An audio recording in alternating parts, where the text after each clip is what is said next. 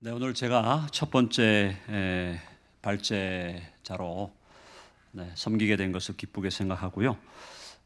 제가 오늘 발제하고자 하는 주제는 에드워즈의 교회론입니다. 에드워즈의 교회론인데 교회론의 전모를 이제 파악을 하려면 사실은 최소한 단행본 한 권 정도는 나와야 에드워즈의 교회론을 어느 정도 살필 수가 있습니다. 그래서 오늘 이 짧은 시간에 그걸 다 할 수는 없고요. 그래서 교회론의 네 가지 특징, 그래서 에드워즈의 교회론이 다양한 교회론적인 요소가 있겠지만 그 중에 네 가지 특징을 제가 포커스를 하겠습니다. 그렇게 한 다음에 그 네 가지 특징을 잡아서 이것이 우리 한국 교회, 특별히 오늘 21세기 2019년인데요. 오늘 21세기 한국 교회에 어떤 의미가 있는지에 대해서 좀 살피는 것으로 오늘 제 발제를 대신하겠습니다. 들어가는 말에서 제가 일일이 읽지 않고요. 요약적으로 여러분들에게 설명을 하고자 합니다. 거기 들어가는 말에 이제 기독교 역사상 가장 위대한 신학자 10명을 꼽는다고 한다면 누가 들어갈 것인가? 사람마다 다 다른데요. 저는 지금 여기 이레니우스, 아타나시우스, 아우구스티누스, 안셈, 아퀴나스, 루터, 칼빈, 쭈빙글, 에드워즈, 칼 바르트 등이 포함되지 않을까 이렇게 생각하고요. 우리 맥그레스 교수님은 이레니우스를 빼고 C.S. 루이스를 기독교 10대 사상가에 포함을 시켰습니다.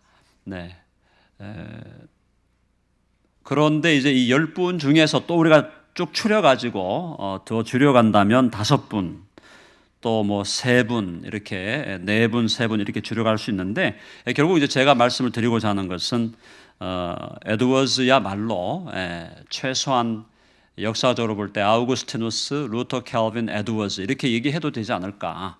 4대 4명을 뽑으라 그러면 그렇게 4명을 뽑을 수 있지 않을까 생각을 합니다.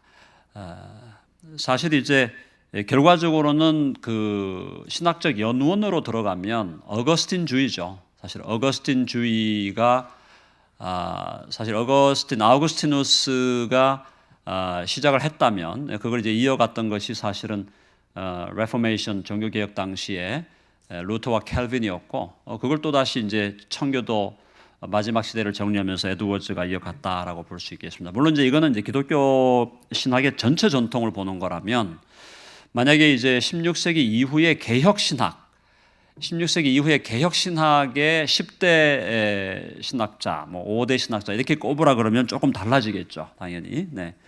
그때는 바빙크도 들어가야 될 거고 또 카이포도 또 들어가기를 원하는 분들이 있을 거고요. 그래서 개혁 신학자, 존 오웬 같은 우리 청교도도 들어갈 수 있을 거고. 그래서 그 개혁 신학자 중에서 10대 신학자를 꼽으라면 조금 리스트가 달라지게 될 겁니다. 어쨌든 이제 이걸 통해서 제가 말씀을 드리고자 하는 것은 에드워즈라는 신학자가 전체 교회사를 살펴도 우리가 반드시 읽고 함께 추구해야 할, 또 탐구해야 할 4명의 위대한 신학자 중에는 들어가는 분이 아니냐. 아우구스티누스, 루터, 캘빈, 그다음에 에드워즈 이렇게 제가 생각을 합니다. 자, 그다음 편에 넘어가서 이제 그런 상황에서 에드워즈는 특별히 어떤 의미가 있는가라고 얘기할 때 16세기 루터와 캘빈을 통해서 사실은 아우구스티누스주의가 회복이 된 거죠. 아우구스티누스주의가 회복이 되면서 특별히 그 아우구스티누스의 은혜론이라든가 삼위일체론이라든가 또 인간론이라든가 원죄론이라든가 이런 굉장히 우리 기독교의 근본적인 진리가 루터와 캘빈을 대표적으로 통해서 아우구스티누스주의가 사실은 회복이 된 게 종교 개혁입니다. 그래서 이제 종교 개혁이고 이제 그것에 대해서 우리 월필드라고는 그 구프린스톤의 신학자가 종교 개혁은 아우구스티누스의 은혜론이 혹은 구원론이 아우구스티누스의 교회론을 이긴 사건이다 이렇게 평가를 했죠. 상당히 일리가 있는 그런 분석으로 생각하고 그다음에 이제 16세기 후반과 17세기로 넘어오면서 17세기 우리 개신교 개혁주의 전통주의 신학이 사실은 뭐 영국의 청교도 중심으로 혹은 화란의 우리 신학자들 중심으로 전개되어 갔는데, 사실 에드워즈는 조금 그 신학적 전통의 갈래를 좀 우리가 분리를 한다면 사실은 영미의 청교도 전통에 가까운 사람이죠. 화란 쪽의 개혁 신학보다는. 그러나 어쨌든 에드워즈가 18세기를 살아가면서 그동안 약 2세기 동안 전개되었던 청교도주의 신학을 완성하고 어떤 의미에서 거의 최고봉을 이룬 신학자가 아닌가라는, 그래서 에드워즈를 최대의 청교도 신학자 또는 최후의 청교도 신학자라고 부르는 그런 별명을 에드워즈에게 우리가 붙이고 있습니다. 그래서 청교도들 중에도 뭐 우리가 수백 명의 청교도 혹은 뭐 1000명 이상, 수천 명이라고 해도 될 정도로 수많은 청교도들이 있었지만, 그중에도 이제 대표적인 우리 청교도들 중에 우리가 잘 아는 분이 뭐 존 오웬 같은 분, 그다음에 우리 청교도 작가 중에 존 번연 같은 분들, 이런 분들, 뭐 윌리엄 퍼킨스라든가 또 그 외 다양한 청교도들이 있지만 여전히 에드워즈가 가장 큰 산맥을 이뤘던 분이 아니냐. 제가 뭐 로이 존스 목사님이 했던 말을 제가 다시 되풀이하지 않아도, 로이 존스 목사님이 사실은 뭐 루터 켈빈을 알프스 산맥이다, 이렇게 뭐 히말라야 산맥이다 그렇게 얘기한다면 에드워즈가 에베레스트다 이런 말씀을 하셨던 것도 있고요. 어쨌든 그 부분에 대해서 여러분들이 동의하든 안 하든 에드워즈를 알아야 한다는 것, 읽어야 한다는 것은 이 시대를 살아가는 우리 많은 그리스도인들, 특별히 지성적인 면에 관심이 있고 진리를 추구하는 면에 관심이 있는 사람들에게는 너무너무 중요한 신학자라고 말할 수 있겠습니다. 자, 그럼 에드워즈 교회론의 특징을 네 가지로 보는데, 이제 첫 번째가 구속 언약입니다. 구속 언약이라는 말 너무너무 중요한 말이죠. 구속 언약, 팍툼 살로티스, 영어로 Covenant of Redemption 이렇게 되어 있는데요. 에드워즈의 언약 신학에 대해서는 우리가 대체로 어떻게 이해하냐면은 개혁 신학의 언약 신학이 처음에는 이제 구속 언약이 처음에 등장한 건 아니죠. 사실은 이제 은혜 언약과 행위 언약의 이중 구도로 가다가 조금 이제 청교도주의와 또 개혁주의, 정통주의가 전개되면서 사실은 이제 3단계의 언약론, 삼중 구조적 언약 신학이 개혁 신학 전통을 이제는 전통에 아주 뿌리 깊게 자리 잡게 됩니다. 그게 이제 영원 전의 구속 언약, 그리고 시간 세계에서 창조된 이후에 행위 언약, 그리고 타락한 이후에 은혜 언약, 그렇게 세 가지로 언약이 정리가 됐는데, 이 구조를 사실은 에드워즈는 별 의심 없이, 별 비판 없이 그대로 받아들이고 있습니다. 그 중에서 이제 구속 언약에 대해서 에드워즈가 한 말, 거기 12페이지에 보면 12페이지 마지막 줄에 삼위일체의 세 위격들은 말하자면 구속의 언약과 계획 안에서 연합되고 서로 협력하였다. 그 구속 언약에서 성부는 성자를 임명하셨고 성자는 구속의 사역을 감당하시기로 결정했다.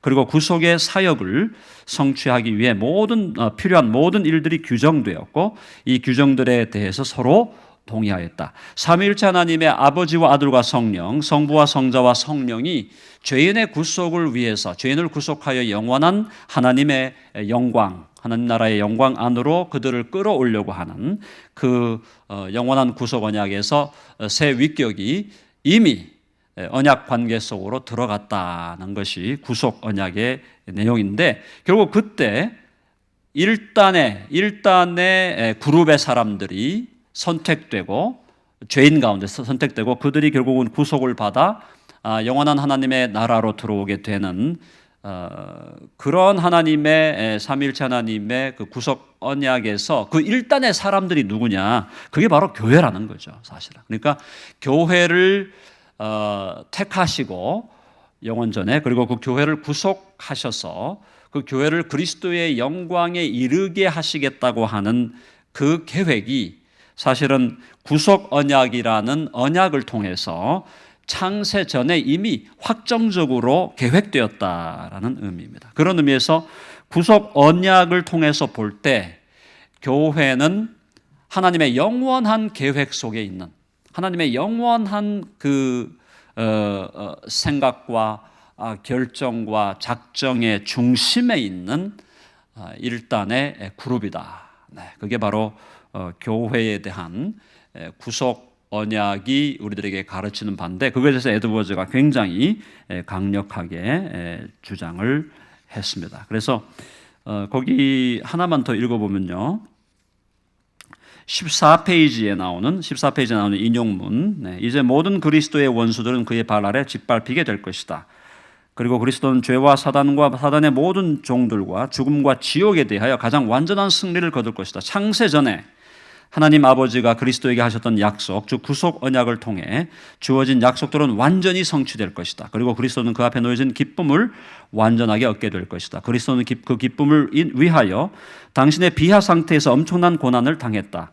성도들의 모든 소망과 기대가 성취될 것이다. 이전에 교회가 처해 있던 상황은 진보를 위한 준비의 상태였다. 하지만 이제 교회는 가장 완전한 영광의 상태에 도달했다. 지상에서 교회가 누렸던 영광스러운 시대의 모든 영광은 교회가 처한 하늘의 완전한 영광에 비하면 흐릿한 그림자에 불과하다. 그래서 구속 언약의 삼위일체 구속 언약 계획 속에서, 구속 언약 속에서 교회가 그 구속 언약의 혜택을 누리는, 구속 언약의 혜택을 누리는 주체가 된다는 것을 에드워즈가 강조했고, 그래서 교회의 기원은 사실은 시간 세계가 아니라 영원이라는 거죠. 영원. 교회의 기원이 단순히 오순절 사건의 기원이 있다, 이렇게 얘기하는 것은 역사적으로는 그렇게 얘기할 수 있겠지만, 사실 하나님의 계획과 하나님의 마음으로 볼 때는 교회의 기원은 영원하다라는 것이 우리 개혁신학의 전통이기도 하고 에드워즈의 강조점이기도 한 것입니다. 두 번째 특징은 그리스도의 신부인 교회죠. 그리스도의 신부인 교회. 사실 그 에드워즈만큼 이 결혼의 유비, 결혼의 비유를 강조했던 신학자도 많지 않은 것 같아요. 제가 읽어본 걸로 볼 때 결혼, 그래서 그리스도와 교회의 결혼, 그 결혼의 개념, 그래서 그리스도의 신부인 교회에 대해서 에드워즈가 엄청나게 강조를 해주고 있습니다. 인용문을 먼저 보겠습니다. 16페이지. 부활의 아침, 의의 태양이 하늘에서 나타나 밝고 영광스럽게 비출 때에 그는 신랑으로 나아올 것이다. 그는 모든 거룩한 천사들과 함께 그의 아버지의 영광으로 나아올 것이다. 우리의 위대한 하나님이자 구주이신 예수 그리스도가 영광스럽게 나타나실 때에 택함 받은 전체 교회는 모든 개인이 완전하게 되고 각자의 몸과 영혼을 포함한 전인이 완전한 영광 속에서 공중으로 들어올려져 주님을 만나 영원히 주님과 함께 있게 될 것이다.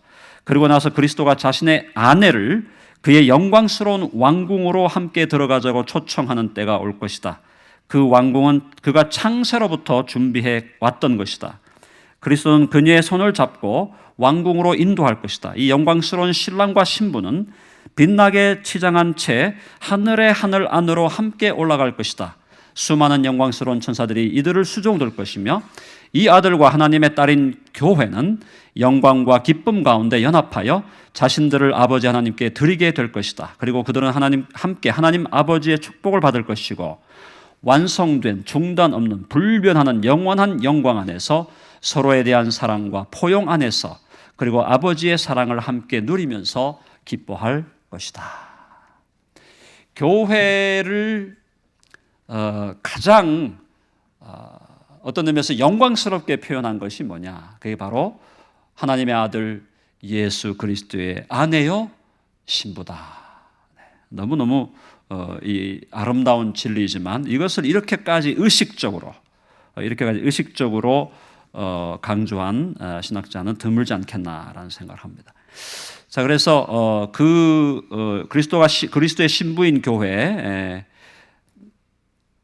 17페이지 중간에 보면 그 의미가 의미의 첫 번째는 그것은 무엇보다도 교회가 현재 가지고 있는 영광 그리고 미래에 소유하게 될 영원한 영광의 측면을 강조한 것이다. 그리스도의 신부로서의 교회, 그만큼 중요하고 그만큼 가치 있는 존재는 이 세상에 없습니다. 그리스도의 신부 최고의 자리고 최고의 영광스러운 자리고 최고로 높은 자리, 거기까지 주님은 우리를 교회를 높이신다는 것이죠. 18페이지 보면은 둘째, 교회가 하나님의 아들 예수 그리스도의 신부요 아내라는 점은 또한 교회의 순결성과 거룩성을 강조하는 측면이 있다는 거죠. 그래서 신랑 앞에서 신부가 유지해야 할 거룩성, 신부가 유지해야 할 순결성, 이것을 강조하는 의미에서 교회가 그리스도의 신부다, 아내다라는 것을 강조했고, 역시 에드워즈 그 부분에 대해서 여러 차례 강조해 주었습니다. 그 다음 넘어가서 우리 그리스도와의 연합과 교회입니다. 사실은 이제 20페이지 그리스도와의 연합과 교회도 어떤 의미에서 크게 보면은 이제 신랑 되신 그리스도와 신부인 교회가 결혼하는 것 자체가 연합적 행위이기 때문에 결혼의 비유와 연합의 비유는 당연히 연결되어 있는데, 여기서 제가 오늘 그 에드워즈를 통해서 조금 그 하이라이트 하려고 하는 부분은 그리스도와의 연합과 교회론에 있어서 사실은 거기에 나타난 그림은 교회가 그리스도의 몸이라는 그림입니다. 몸이라는 그림. 그래서 거기 20페이지에 나오는 인용문 한번 보겠습니다. 영원한 작정에서 하나님은 세상을 창조하고 자신을 전달하기로 결정하시고 그의 아들이 자신의 무한한 은혜와 사랑을 받을 대상을 가지도록 결정하신 것처럼 하나님은 이 대상이 하나가 되도록 결정하셨다.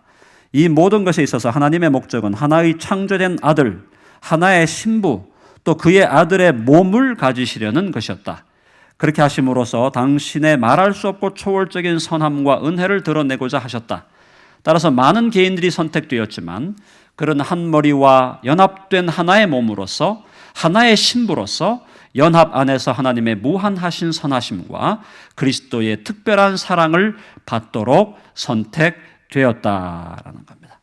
여기 지금 그 양쪽이 다 나오죠. 그러니까 교회가 그리스도의 신부라는 측면도 에드워즈가 함께 가져가면서 교회가 그리스도의 몸이라는 측면, 역시 그 부분을 대단히 강조해 주고 있습니다.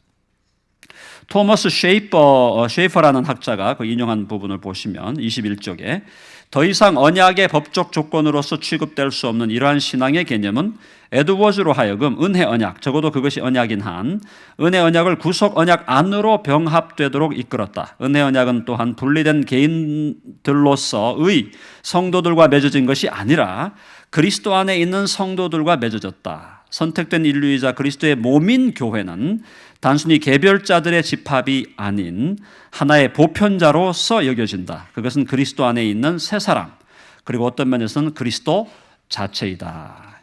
여기서 이제 그 에드워즈가 신비적 그리스도 22페이지로 넘어가겠습니다. 신비적 그리스도라는 것은 바로 교회가 그리스도와 연합함으로 교회가 그리스도의 몸이 되는 거니까 사실 어떤 의미에서 신비한 의미에서 그리스도의 몸이 확대되고 확장되어 가는 거죠. 그러니까 처음에 성육신 할 때는 예수님이 하나의 인성을 입으셨다면 바로 성령이 오시고 그리스도를 믿음으로 말미암아 이제 성도 개개인들이 그리스도와 연합하게 될 때 그 연합은 사실은 단체적인 연합이 되고 그것이 결국은 신비한 의미에서 그리스도의 몸이 확장되어 간다는 그 사상을 에드워즈가 견지하고 있습니다. 그래서 거기 지금 22페이지의 둘째 패러그래프에 보면 이 맥락에서 에드워즈는 그리스도와 모든 신자들을 포함하는 교회, 즉 머리 대신 그리스도와 그 몸된 교회가 연합한 상태를 신비적 그리스도, mystical Christ라는 용어로 표현한다. 이것은 또한 그리스도의 몸이 신비적으로 확대되어 간다는 뜻을 함축하고 있다라는 거죠. 굉장히 신비한 개념이죠. 그러니까 우리가 그리스도의 몸의 지체들이 되고 믿는 사람들이 점점 숫자가 많아져 가고 그렇게 됨으로써 신비한 의미에서 그리스도의 몸이 확대되어 가고 있다라는 겁니다.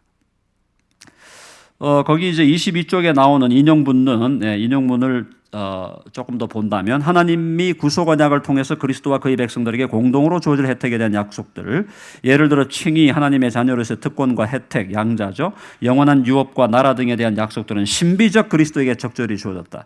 그 약속들은 전체 미래 교회를 사실상 포함하는 공적인 인간으로서 그리스도에게 세워졌다. 그리스도는 교회에 속한 모든 사람을 자신 안으로 취하셨고 그들의 이름들을 당신의 마음에 새겼으며 그들 모두를 대표하는 자로서 하나님 앞에 서셨다. 따라서 그 약속들은 사실상 그리스도에게만 주어진 것이 아니라 그의 지체들에게도 주어진 것이다. 비록 신비적 그리스도 전체가 아직 존재하지 않고 오직 그 몸의 머리만이 존재했고 그 몸의 지체들은 하나님의 작정 안에서만 존재하였지만 그 약속들은 신비적 그리스도 전체에게 주어졌다는 거죠. 그러니까 구속 언약에서 이미 영원한 구속 언약을 맺으실 때 그때 이미 그리스도의 몸이 확대될 것을 하나님은 바라보시고 바로 그 교회, 그리스도의 몸된 교회에게 구속 언약의 혜택이 그대로 그리스도를 통하여 주어질 것에 대해서 하나님은 이미 약속하시고 작정하신 것이었다라는 겁니다. 23쪽에 그래서 그리스도의 몸된 교회는 머리 대신 그리스도와 온전히 연합되어 하나가 되었다는 뜻이다. 교회가 그리스도의 몸이라는 유비는 매우 중요한 신학적 함의를 가지고 있는데, 첫째는 뭐냐? 몸된 교회의 머리 대신 예수 그리스도는 교회를 향하여 명령하고 지시하고 지령을 내릴 수 있는 권한을 가진다는 것이다. 몸된 교회가 머리 대신 그리스도와 긴밀한 관계를 맺고 있다면 교회는 머리 대신 그리스도의 명령과 지령과 지시에 신실하게 순종할 것이다. 둘째는 뭐냐면 교회가 그리스도의 몸이라는 것은 초림시 예수님이 몸을 통하여 하신 일을 교회가 지속적으로 감당해야 함을 뜻한다. 만일 성육신 당시 예수님이 인성을 취하실 때 가지셨던 몸을 제1의 몸이라고 한다면 제1의 몸이 죽고 부활하여 승천한 후에 제2의 몸인 교회를 주셨다고 해도 과언이 아닌 것이다. 물론 여기서 교회가 예수 그리스도의 제2의 몸이라고 하는 것은 문자적인 의미라기보다는 비유적이고 상징적이고 유비적인 의미에서 그렇다. 그래서 그리스도가 처음 입으셨던 인성으로서의 그 몸은 부활하신 채로 하나님 보좌 우편에 계시지만 사실 성령을 통하여 그리스도와 교회가 연합함으로 연합된 그 그리스도의 몸된 교회가 사실은 두 번째 몸의 역할을 한다고 해도 그것은 과언이 아니다라는 그런 의미를 갖고 있다고 제가 나름대로 분석을 했습니다. 자, 네 번째 교회론의 에드워즈 교회론의 특징은 성찬식과 교회입니다. 그래서 성찬 혹은 주의 만찬에 대해서 에드워즈는 굉장히 강조했죠. 바로 이것 때문에 에드워즈가 자기가 섬겼던 교회, 노스햄튼 교회에서 쫓겨나는 그런 수모를 겪게 되는데요. 24쪽 보시면 24쪽에 에드워즈에게 있어서 성찬은 무엇보다도 그리스도와의 연합을 상징하고 또 성도들 간의 연합을 상징한다. 그렇다면 예수께서 성찬을 제정하신 좀 더 구체적인 이유는 무엇인가? 이 질문에 대하여 에드워즈가 답한 걸 보면요. 25쪽에 성찬을 제정하신 이유는 그가 떠나갈 것이기 때문이었습니다. 주님은 당신이 없을 때도 그들이 당신을 기억할 수 있게 하려고 이 의식을 제정하셨습니다. 따라서 그 이유는 그가 계시지 않는 동안, 즉 그가 다시 오실 때까지는 유효합니다. 라는 그런 주장을 폈고요. 그래서 결국 성찬이 교회론에 있어서 에드워즈 교회론에서 성찬은 바로 교회의 멤버십, 내가 정말 교회의 일원인가, 내가 교회의 회원인가, 교회의 회원권이라고 할까요?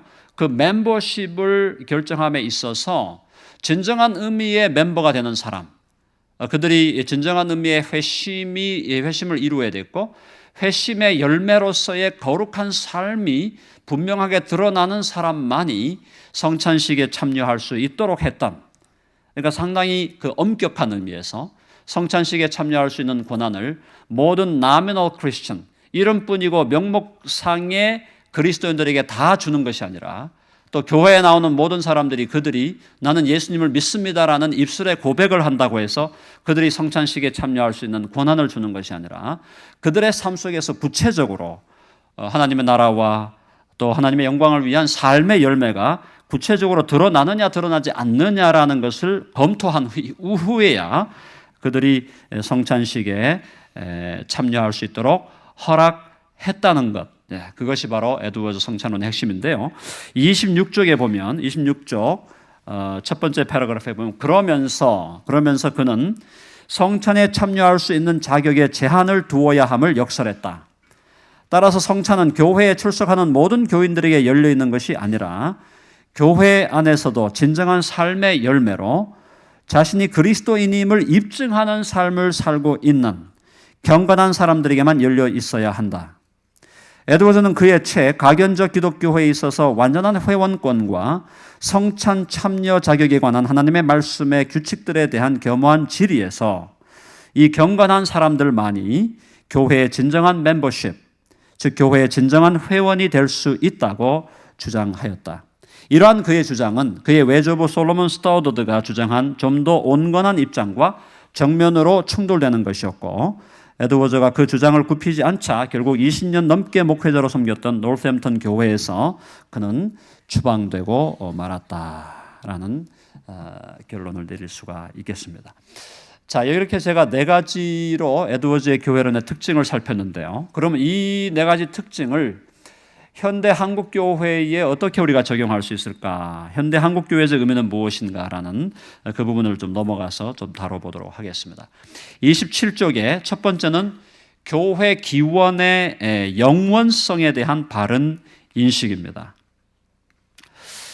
오늘날 그 한국교회 내에 교회에 대한 다양한 견해들이 충돌하고 있고, 그 대표적인 것이 교회 기원에 대한 이해입니다. 특별히 세대주의적인 신학을 견지하고 이스라엘의 우월성과 특권을 강조하는 교회에서는 교회 기원이 시간 세계, 즉 신약 시대에 있을 뿐이며, 교회는 하나님의 진정한 백성인 혈육의 이스라엘에 대하여 부차적인 존재라는 인식이 지배적인 흐름을 형성하고 있다. 그래서 세대주의권 일각에서는 요즘 이스라엘 회복 운동이라는 새로운 운동이 등장하여 혈육의 이스라엘을 높이고, 심지어 세계 곳곳에 흩어져 있는 유대인들을 고토로 돌아가게 하는 알리아 운동을 위해서 교회가 물질적인 지원을 다해야 한다는 식의 견해들이 큰 주목을 받고 있다. 안타깝게도 교회에 대한 이런 잘못된 이해는 성도들을 심각하게 오도하고 있다. 오늘날 일부 세대주의권에 의해서 영향을 받은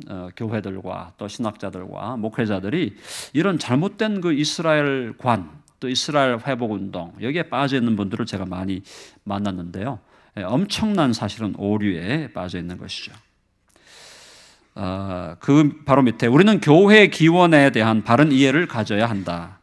그것은 영원한 삼위일체 하나님이 구속 언약을 맺으시는 그때부터 하나님은 교회를 당신의 마음속에 품으셨고 교회를 예정하시고 선택하셨음을 기억하는 것이다.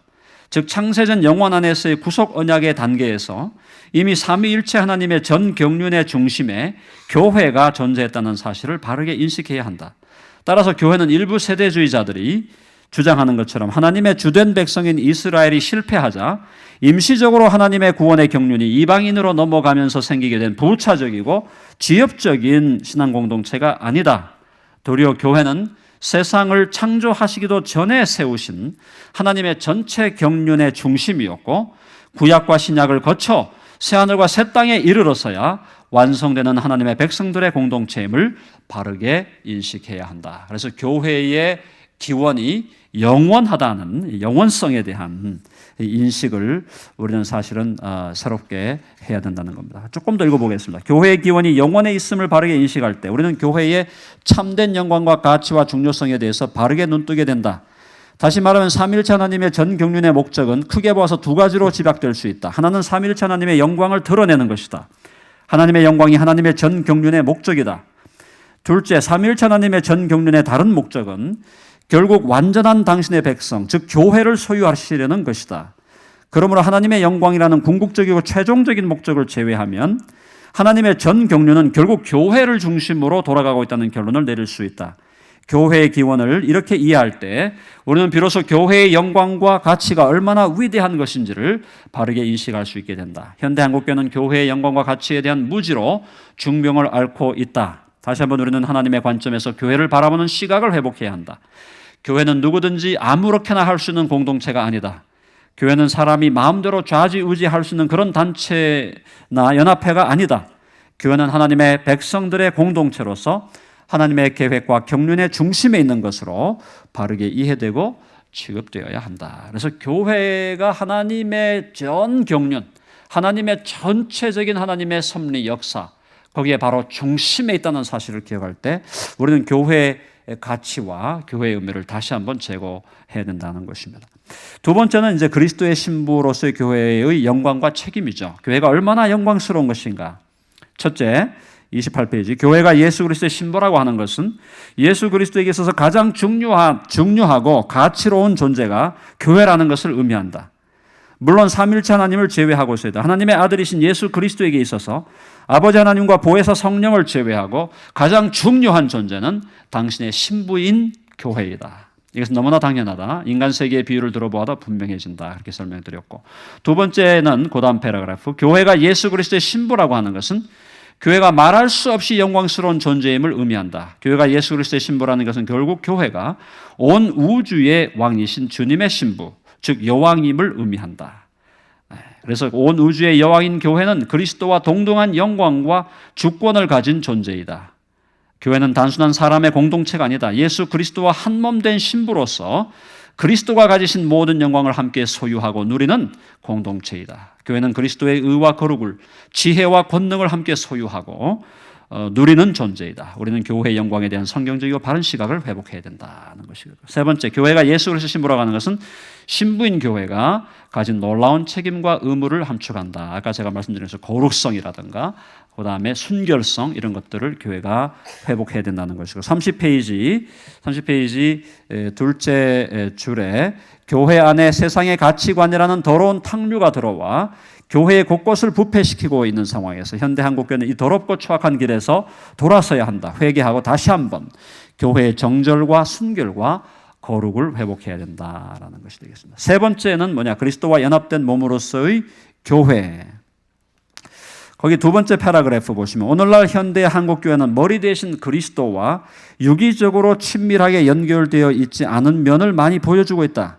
그러한 역기능은 교회의 목회, 사역, 행정, 교제, 선교 등 모든 분야에서 나타나고 있다. 그래서 몸인 교회가 머리 대신 그리스도의 명령과 지령에 따라 움직이는 것이 아니라 도리어 자신의 뜻과 고집을 따라 움직이고 있다는 인상을 주고 있다. 이것은 교회가 가야 할 바른 길이 아니다. 교회는 몸으로서 머리 대신 그리스도의 명령과 지령과 뜻을 잘 받들어야 한다. 그럴 때에야 교회가 건강한 하나님의 백성으로서 예수 그리스도의 신부로서의 정체성을 유지하고 그리스도의 몸으로서 머리 대신 그리스도의 뜻을 잘 받들 수 있다. 그리스도와의 연합, 몸된 교회가 그리스도와 긴밀하고 유기적인 연합, 긴밀한 연합, 성령을 통한 연합, 또 그리스도를 바라보는 연합, 그리스도를 닮아가는 연합, 그리스도를 누리는 연합, 그 연합의 진리를 교회가 누리고 또 그래서 그 연합의 진리 위에서 서서 교회가 가야 할 길을 제대로 가야 하는 것, 그것이 우리 현대 한국 교회가 부족한 부분들이 있었다면 에드워즈의 교회론을 통해서 다시 한번 회복해야 할 진리라고 믿습니다. 교회 회원권과 성찬입니다. 현대 한국교회가 보여주고 있는 가장 심각한 문제들 중 하나는 이름뿐인 혹은 명목상의 그리스도인, 나미널 크리스천이 많아지고 있다는 점이다. 교회에 정기적으로 출석은 하고 있지만 그의 성품이나 삶이 전혀 그리스도인답지 않은 모습을 보이는 자들이 많아지고 있다는 것이다. 즉 가시적인 경건성과 거룩성을 보여주지 못하는 교인들이 많아지고 있다는 점이다. 그래서 어떻게 보면 좀 심한 얘기일 수 있지만 마치 교회에서 성찬 본인이 학습을 받고 세례를 받고 본인이 입술로만 고백을 하면 그 사람의 삶의 모습과 아무런 상관없이 교회에 회원권을 주고 또 교회에서 성찬식에 참여할 수 있게 해주는, 사실 너무나 어떤 의미에서 루스한 교회 회원권, 교회 멤버라는 그 멤버의 의식, 또 그 멤버가 사실은 covenantal인데요. covenantal membership, 언약적 멤버십을 거부하는, 그래서 교회를 통하여 누리는 특권과 혜택만이 아니라 내가 교회의 일원으로서 가져야 할 책임과 의무, 특별히 우리의 삶 속에서 우리의 삶이 가시적으로 물론 이제 그 위선의 여지가 있고 히포크리시의 문제가 있을 수 있지만 그럼에도 불구하고 지배적인 의미에서 가시적으로 그들의 삶의 거룩함과 투명함과 또 의로움과 정절과 순결함이 드러나지 않는 사람을 교회 회원으로 받아들여서 그렇게 함으로써 거기 교회의 윤리적인 수준을 결국은 낮춰버리는 그런 오류를 범했죠. 자, 그래서 거기 그 결과 한국교회는 여러 가지 심각한 오명을 얻고 있으며 세상의 비난과 손가락질을 받아온 지 오래다. 교회가 세상에 대해 최소한으로 보여줘야 할 도덕성, 투명성, 순결성을 전혀 보여주지 못하고 있다는 인식이 교회 안팎에 팽배해 있다. 그래서 교인들의 평균적인 윤리적 수준이 일반 세상 사람들보다도 더 낮기는커녕 훨씬 더 못하다는 평가를 받고 있다. 이것은 교회의 머리 되시고 신랑 되신 예수 그리스도의 이름을 욕되게 하는 것이다. 그래서 에드워즈가 성찬 참여 자격 기준을 높이면서 교회의 가시적 거룩성, 교회의 가시적인 투명성, 또 교회가 가시적으로 세상 사람들에게 교회 안에서 교회에 있는 지체들뿐만 아니라 교회 밖에는 세상 사람들에게 교회가 보여주어야 할 그 거룩성에 대해서 강조했고요. 그래서 마지막 32쪽에 그것은 회원권 자격 기준을 강화하는 것이다. 그래서 교회의 영적 윤리적 수준을 높이는 것이다. 그래서 상당한 정도의 가시적인 거룩성을 보여주지 못하는 교인들에게는 회원권을 주지 않을 뿐만 아니라 성찬에 참여할 수 없도록 함으로써 교회의 내면적 정체성을 지키고 영적 수준을 높여가야 한다. 이런 노력이 아름다운 열매를 얻을 때에 예수 그리스도의 이름에 합당한 영광이 돌아가게 될 것이고 하나님의 이름이 거룩히 여김을 받게 될 것이다. 에드워즈가 했던 그 성찬식과 관련해서 멤버십을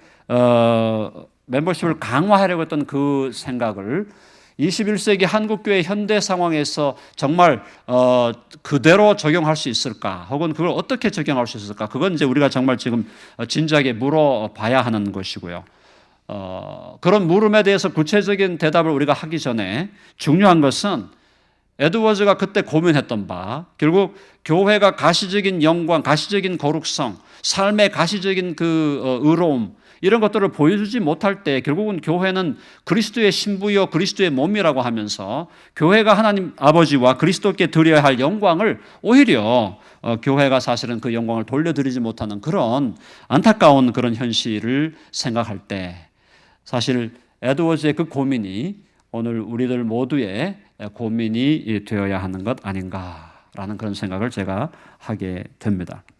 그래서 결론적으로 그래서 에드워즈의 교회론에 제가 4가지 특징을 말씀드렸고 그래서 그것이 그리스도의 신부, 또 그리스도의 몸, 또 교회의 회원권에 대한 자격 기준 강화, 그리고 무엇보다 제가 오늘 이 발제를 통해서 강조하고 싶은 것은 교회의 기원이 단순히 시간 세계라거나 뭐 오순절 사건이라든가 이렇게 보는 관점은 굉장히 사실은 유치한 관점이죠. 사실은 성숙한 관점이 아니죠.